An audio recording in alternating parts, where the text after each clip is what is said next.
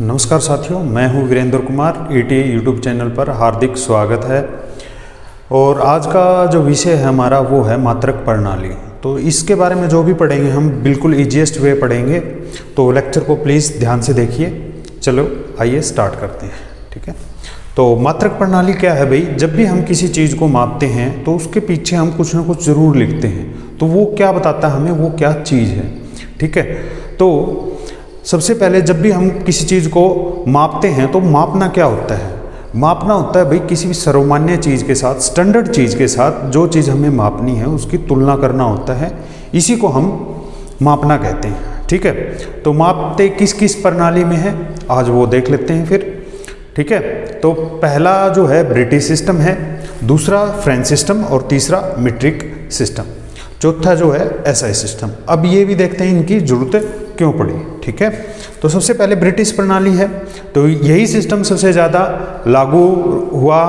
क्यों हुआ? क्योंकि भाई इन्हीं देशों ने जो है टेक्निकली ज़्यादा एडवांसमेंट की थी और ब्रिटिश लोगों ने ही ज़्यादातर वर्ल्ड के हिस्सों पे राज किया। तो जहाँ जहाँ ये गए वहाँ वहाँ अपना सिस्टम छोड़ते गए। ठीक है, तो ब्रिटिश सिस्टम में जो लंबाई है, द्रव्यमान है और समय है, उसको कैसे मेजर करते हैं वो देख लेते हैं। तो इस सिस्टम को हम बोलते हैं FPS सिस्टम। ठीक है, FPS सिस्टम। तो यहाँ पे F stand for foot, P for pound and S for second. तो ब्रिटिश सिस्टम में जो है लंबाई को हम फुट में मापते हैं, द्रव्यमान को पाउंड में और समय को जो सेकंड में मापते हैं। उसके बाद जो है हमारा जो है, इसको आप ऐसे भी लिख सकते हो यहाँ पे फुट, ठीक है, पाउंड और ये सेकंड। ठीक है, तो फ्रेंच सिस्टम की बात करें, फ्रेंच सिस्टम इतना पॉपुलर नहीं हुआ है, इसके कुछ रीज़न थे, तो ये कम चला, लेकिन फिर भी जो है मैथ के अंदर हम देख लेते हैं CGS सिस्टम। इसको हम क्या बोलते हैं भाई?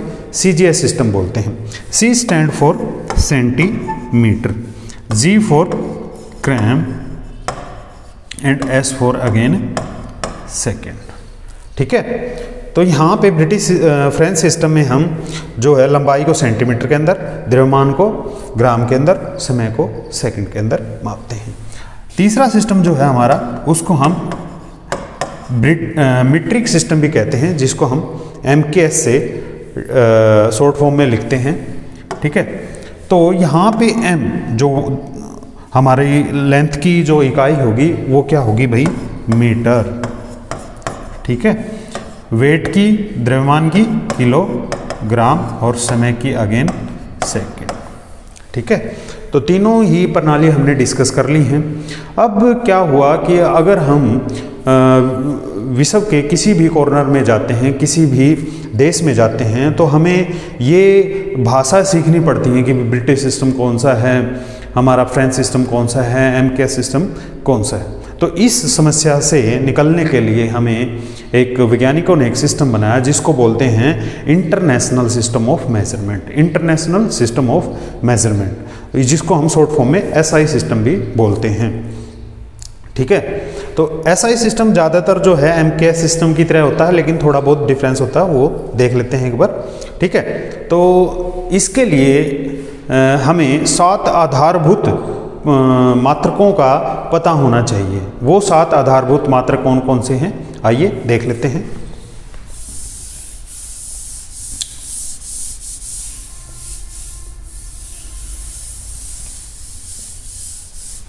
देखो, जैसे कि मैं लंबाई की बात करूं, लंबाई, ठीक है, तो लंबाई का जो SI मात्रक है वो क्या है भाई? मीटर। क्या है? मीटर। ठीक है, उसके बाद द्रव्यमान, भार, द्रव्यमान। ठीक है, इसका SI मात्रक क्या है भाई? किलोग्राम। ठीक, उसके बाद समय, समय का SI मात्रक है भैया सेकंड। उसके बाद तापक्रम, तापक्रम का जो है उसको हम केल्विन में SI सिस्टम में मेज़र करते हैं। उसके बाद आती है ज्योति तीव्रता, ज्योति तीव्रता, इसको हम कैंडला के अंदर मापते हैं। उसके बाद विद्युत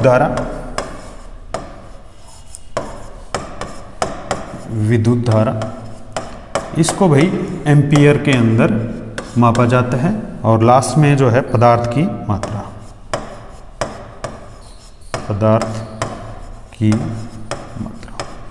पदार्थ की मात्रा को हम मोल के अंदर मापते हैं। मोल एक्चुअली में क्या होता है, जो पदार्थ की मात्रा, जो एलिमेंट्री पार्टिकल होते हैं भाई, जो छोटे जैसे कि इलेक्ट्रॉन हैं, प्रोटॉन हैं, ठीक है, और अणु परमाणु हैं, इनकी मात्रा को हम देखते हैं। ठीक है, तो यहाँ पे एक मैं जैसे कि लंबाई की बात कर लेता हूँ भाई। फॉर एग्जाम्पल ये हमारा, मैं कहता हूँ कि 1 मीटर है, तो हमें कैसे विश्वास हो कि भाई ये 1 मीटर है। तो उसके लिए सिर्फ लंबाई के लिए बता रहा हूँ, बाकी सबके लिए भी है अलग अलग, लेकिन ये हमारे लिए इतना ज़रूरी नहीं है। तो जैसे कि मैं 1 मीटर कहूँ तो 1 मीटर क्या है, अगर प्रकाश जो है 1/3 10⁻⁶ मीटर पर सेकंड, ये प्रकाश की चाल है। इतने समय में प्रकाश जो है जितनी दूरी तय करता है उसको 1 मीटर बोलते हैं। ठीक है, तो हमने ये तीनों सिस्टम देख लिए, ब्रिटिश, फ्रेंच और MKS सिस्टम। आइए अब आगे हम देखते हैं कि एक जो है, जैसे लंबाई है, द्रव्यमान है, उनकी एक छोटी सी जो है पैमाना ले लेते हैं, उसको अलग अलग पैमानों में कैसे लिखते हैं, बड़ी यूनिटों में कैसे लिखते हैं, वो देख लेते हैं एक बार। ठीक है, तो ये बिल्कुल आसान सा तरीका है, जैसे मैं करवाता हूँ ऐसे ही आपने करना है। ठीक, तो जैसे स्केल आपने देखा भी, ये हमारा स्केल होता है। ठीक है,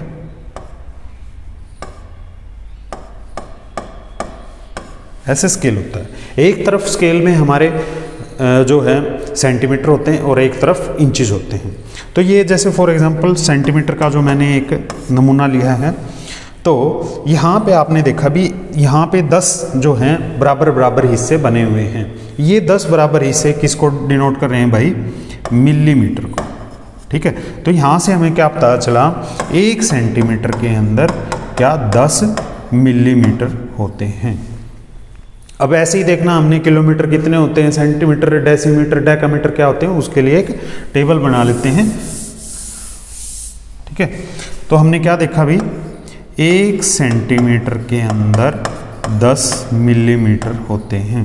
ठीक है, उसके बाद 1 डेसीमीटर, 1 डेसीमीटर बराबर है 10 सेंटीमीटर। उसके बाद मीटर, उसके बाद मीटर आ गया हमारा 10 डेसीमीटर। देखो बिल्कुल आसान है, 10-10 के अंतराल में बनाया गया है इनको। और भी अच्छी चीज़ क्या है भाई इसमें, ये देखिए यहाँ C आ रहा है, अल्फाबेटिकली C पहले आता है, D उसके बाद में, M उसके बाद में, और नाम भी सेंटी डेसीमीटर। ये क्या है, जैसे कि स्त्रीलिंग को डिफाइन करें, जैसे पुल्लिंग और स्त्रीलिंग। स्त्रीलिंग जैसे हम छोटा मानते हैं, लेकिन आजकल क्या है भाई, बराबर ही है। ठीक है, तो ये एक जस्ट जनरल अंडरस्टैंडिंग के लिए है। उसके बाद हम क्या करते हैं भाई, मीटर के बाद 1 डेकामीटर। तो इसको मैंने जो है अल्फ़ाबेटिकली जैसे बड़े अक्षरों में लिखा, तो 10 मीटर हो जाएंगे। उसके बाद 1 हेक्टोमीटर, 1 हेक्टोमीटर बराबर 10 डेकामीटर। और उसके बाद 1 किलोमीटर, 1 किलोमीटर बराबर है 10 हेक्टोमीटर। तो ऐसे हम एक टेबल बना लेंगे। तरीका भी बता दिया है मैंने, अल्फ़ाबेटिकली पहले ये आता है, फिर ये बड़ा शुरू हो जाता है, फिर अल्फ़ाबेटिकली ये, फिर ये और फिर ये। अब हमने देखना है क्या, जैसे मैं पूछता हूँ कि भाई 1 किलोमीटर के अंदर हमने मीटर बताने, 1 किलोमीटर के अंदर मीटर बताने, तो कैसे बताएंगे, यहाँ से 1 किलोमीटर है और यहाँ मीटर है, तो यहाँ से देखेंगे गैप कितना है, तो 1 2 3, तो 10 गुणा 10 गुणा 10, ये क्या हो जाएगा, 1000 मीटर हो जाएंगे। अगर हमने यहाँ से यहाँ जाना होता, हम देख लेते 1 2 3 4 5 6, तो 10⁻⁶ हो जाता। ठीक है, तो इस तरह से हम छोटे से बड़े में। अब यहाँ पे और चीज़ क्या देखी हमने, अगर यहाँ ये क्या है बड़ा से छोटे में जाना है, तो हमने मल्टीप्लाई किया है, जितने भी स्टेप चले उतने से। अगर यहाँ से छोटे से बड़े में आना होता तो उसी तरह हम इसको डिवाइड भी कर सकते थे। ठीक है, तो इसकी मैंने एक टेबल बनाई है, उसको आप देख सकते हो। ये एक टेबल मैंने बना दी है। ठीक है, तो इसमें क्या है, देखो भाई ये टेबल बनी हुई है 10-10 के अंतराल में है। जो मेन चीज़ है, आप देखो डेली लाइफ में हम क्या यूज़ करते हैं, एक डेकाग्राम, एक डेकाग्राम बराबर है 10 ग्राम। 10 ग्राम मतलब 1 तोला होता है। ऐसे ही यहाँ पे दूध को जब हम लेते हैं दूध वाले से, तो हम क्या बोलते हैं, 1 किलो। तो अब आप मेरे को ये बताओगे ये वाला किलो है या ये वाला लीटर, किस में लेते हैं। ठीक है, और एक और छोटी सी चीज़ है इसमें, 1 मिलीमीटर के अंदर 1000 माइक्रोन होते हैं। 1 मिलीमीटर के अंदर 1000 माइक्रोन है। सीधा का सीधा जो है क्वेश्चन यहाँ एग्जाम में आ जाता है भाई, इसको जरूर ध्यान रखना। ठीक है, तो ये हमने छोटी से बड़ी यूनिट में द्रव्यमान है, लंबाई है या तरल पदार्थों को कैसे मापते हैं वो हमने देख लिया है। ठीक है, अब हम चलते हैं, इनके ही कुछ और चीज़ें हैं जो छोटी मोटी चीज़ें हैं, वो जैसे कि हम ब्रिटिश से सीजीएस में, सीजीएस से ब्रिटिश में कैसे चेंज करते हैं या एमकेएस में कैसे चेंज करते हैं वो देख लेते हैं। ठीक है, ओके, चलो चलते हैं एक बार।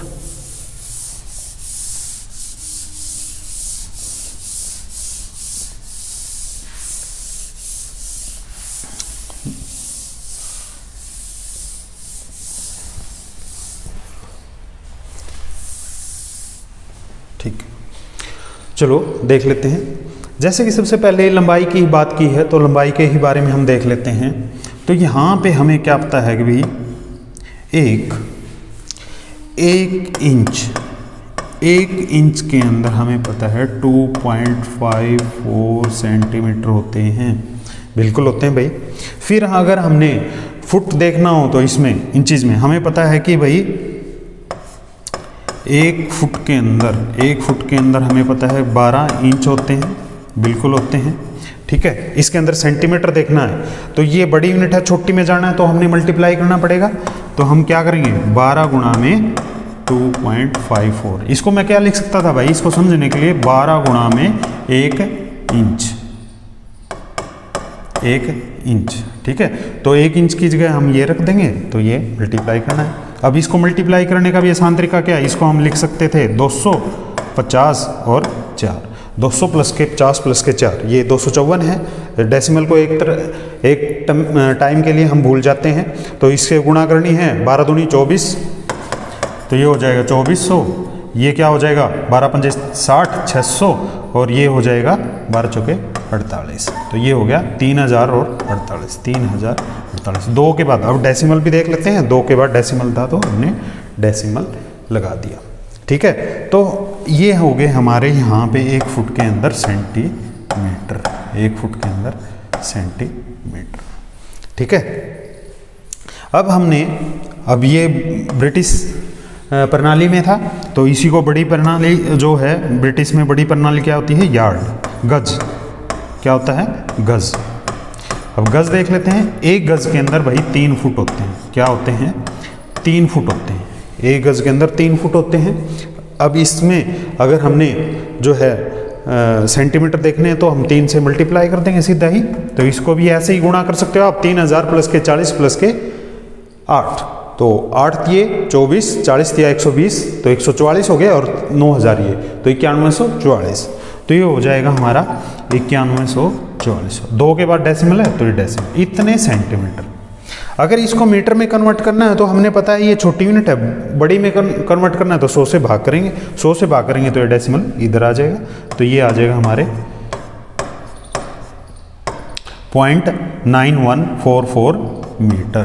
तो 1 गज के अंदर इतने मीटर होते हैं। इसका सीधा सीधा क्या मतलब हुआ भाई, मीटर क्या है, बड़ी चीज़ है, गज क्या है, छोटी चीज़ है। अब यहाँ से, अब मीटर से हमने पूछना है कि 1 मीटर में गज पूछने हैं, तो ये क्या हो जाएगा, 1 बटे में 0.1944 लेते हैं।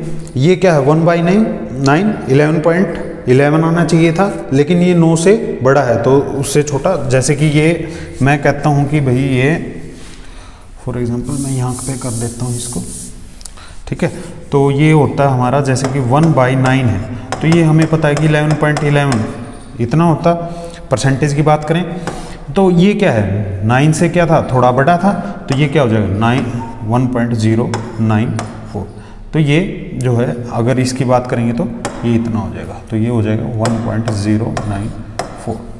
ठीक है, कुछ चीज़ें हमने इंटरलेट करनी ही पड़ेंगी भैया, चाहे इसको हम सोचेंगे भाई चाहे रटना कह लो, लेकिन समझ के रटना वो आसान है, ना कि सीधे ही रट्टे मार लेना। रट्टे नहीं लगेंगे, आप भूल जाओगे, कुछ ना कुछ इंटरलिंक जरूर करना पड़ेगा। तो 1 मीटर के अंदर हमें पता चल गया इतने गज होते हैं। ठीक है, अब इसको हम किलोमीटर वगैरह में भी देख लेते हैं, चलो वो भी कर लेते हैं एक बार।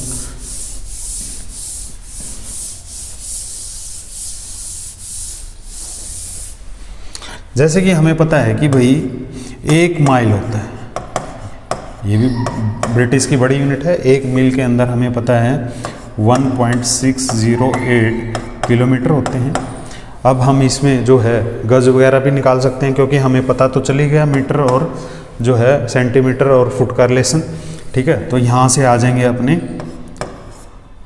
5280 फिट हो जाएंगे 1 मील के अंदर, और 1760 जो है गज हो जाएंगे, यार्ड हो जाएंगे। ठीक है, तो इतने जो हमारे इसमें गज होते हैं। यहाँ से अगर आपको 1 किलोमीटर के अंदर अब पूछना है कि भाई 1 किलोमीटर के अंदर अगर हमने ये देखने हैं कि कितने माइल्स होंगे, तो हम इसको डिवाइड कर देंगे, तो ये लगभग आ जाएगा, क्योंकि 1/16 लगभग 6 पॉइंट समथिंग होता है, तो ये हो जाएगा 6.22 माइल्स। ठीक है, तो ऐसे हम इसको कर सकते हैं। ठीक है, तो अब आगे चलते हैं।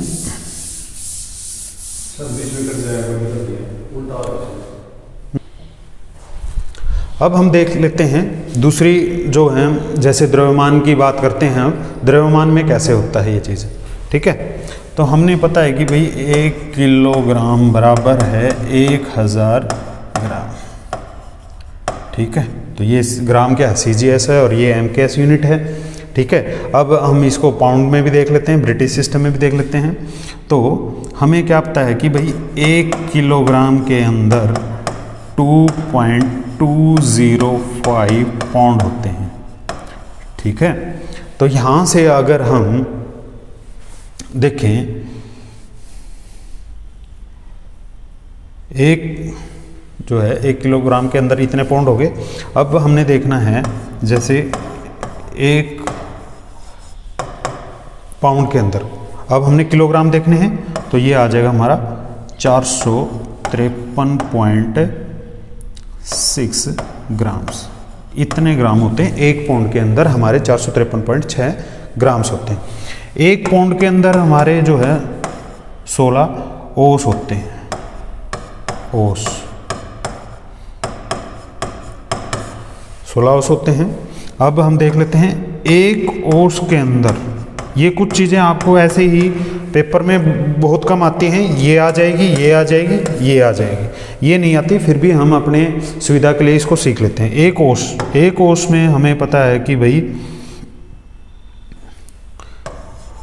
28.35 ग्राम होते हैं। ठीक है, अगर ग्राम और ओस में देखेंगे तो ये आ जाएगा 1/28, तो ये हो जाएगा हमारा 0.035 ओस। ये मैंने बताया है भैया 1 ग्राम के अंदर ओस। तो हम इसको ऐसे भी कर सकते हैं भाई, ये द्रव्यमान की इकाइयाँ हैं, बड़ी से छोटी में कन्वर्ट कर सकते हैं। ठीक है, अब हम चलते हैं तरल पदार्थों की इकाई के लिए। तरल पदार्थों में क्या होता है हमारा, जैसे कि मैं कहूँ लीटर, डेसीलीटर तो हमें पता ही चल गया। तो अब आते हैं, एक गैलन होता है तरल पदार्थों में, गैलन, और एक होता है बैरल। ये बड़ी इकाइयाँ हैं भैया। ठीक है, तो एक गैलन के अंदर लीटर की बात करें तो 4.546 लीटर होते हैं। ऐसे ही बैरल के अंदर अब गैलन देखेंगे तो 31.5 क्या है, गैलन होते हैं। ठीक है, तो ये हमने लिक्विड के लिए कर लिया। इसके लिए एक अलग चीज़ क्या है, जैसे कि हम घरों में टैंक वगैरह बनाते हैं तो वहाँ पे हमने ये पूछना पड़ता है कि उसकी कैपेसिटी कितनी है, तो वहाँ पे थोड़ा सा कन्फ्यूज़न हो जाते हैं, तो वहाँ पे लंबाई चौड़ाई ऊंचाई उसकी नहीं बता पाते हैं, वो भी देख लेते हैं। तो मैथ का जो है हमारे डेली लाइफ में भी यूजेज है, वैसे ही कहते हैं कि नहीं है, कुछ भी नहीं है, कईयों के बताने में थोड़ा सा कमी रह जाती है, तो हम देख लेते हैं यहाँ पे कैसे यूजेज है। ठीक है, तो मैं बात करूं जैसे कि